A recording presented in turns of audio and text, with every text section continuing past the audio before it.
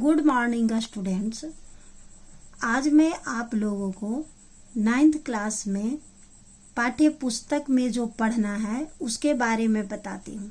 9th class में 2 books पढ़ने हैं, एक क्षितिज और दूसरा कृतिका। आज मैं आप लोगों को क्षितिज के काव्य खंड पाठ 9 से कबीर की साखियाँ को बता रही हूँ। कबीर की साखियाँ पढ़ने से पहले सबसे पहले कबीर दास जी के जीवन परिचय के बारे में थोड़ा सा जान लेते हैं। कबीर दास जी 15वीं शताब्दी के भारतीय कवि और संत थे। वे हिंदी साहित्य के भक्तिकालीन युग में निर्गुण शाखा के उपासक थे। निर्गुण यानी ईश्वर का निराकार रूप। उन्होंने ईश्वर के निराकार रूप का समर्थन किया। उन्होंने माना कि ईश्वर का कोई आकार नहीं होता, वे निराकार हैं। उनकी रचना बीजक, साखी, शबद और रामायणी है। उनकी भाषा को साधुकड़ी भाषा कहा गया है क्योंकि इनकी भाषा में सभी भाषाओं का मिश्रण है। विद्वानों का कहना है कि कबीर पढ़े लिखे नहीं थे, इसलिए वे स्वयं नहीं लिख पाते थे। उनके मुख से निकले शब्द को उनके शिष्यों ने लिखा। कबीर दास जी बाह्य आडंबर के विरोधी थे। वे हिंदू और ईसाई धर्म का समान रूप से आलोचना करते थे।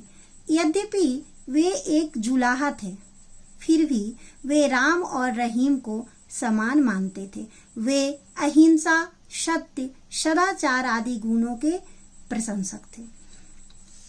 अब हम लोग थोड़ा सा साखी के बारे में समझ लेते हैं कि साखी क्या है। साखी शब्द जो है वह संस्कृत का साक्षी शब्द का बिगड़ा हुआ रूप है।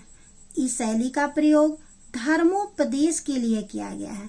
जो दोहा धर्म की ज्ञान देते हैं, धर्म की शिक्षा देते हैं, उसकी भाषा में साक्षी शैली का प्रयोग किया जाता है। कबीर दास की जो रचनाएं हमारे पाठ्य पुस्तक में पढ़ना है उसका एक एक करके मैं वर्णन करती हूँ। सबसे पहले नंबर 1, मान सरोवर शुभर जल हंसा के लिकराही मुक्ता फल मुक्ता चुगै अब उड़ी अनत न जाही। इसका अर्थ कबीर दास जी कहते हैं कि जिस तरह हंस सरोवर में ही खेलते हैं और मोती भी उसी सरोवर में चुगते हैं, वहां के सुख को छोड़कर कहीं और नहीं जाते, उसी तरह मनुष्य भी जीवन के मोह जाल में फंसकर इसी दुनिया में रहना चाहता है। उसे जीवन की सच्चाई का आभास नहीं होता है। साखी नंबर 2, प्रेमी ढूढ़त मैं फिराओ प्रेमी मिले न कोई। प्रेमी ढूढ़त मैं फिराओ प्रेमी मिले न कोई।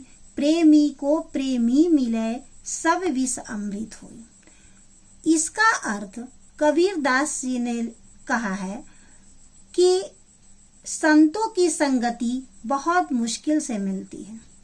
एक ईश्वर प्रेमी को दूसरा ईश्वर प्रेमी मिल जाए तब उसके मन की सारी करवाहट दूर हो जाती है।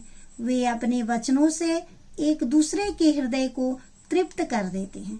वे आसपास के वातावरण को भी शुद्ध कर देते हैं। इसलिए एक ईश्वर भक्त हमेशा ईश्वर भक्तों की तलाश में ही रहता है।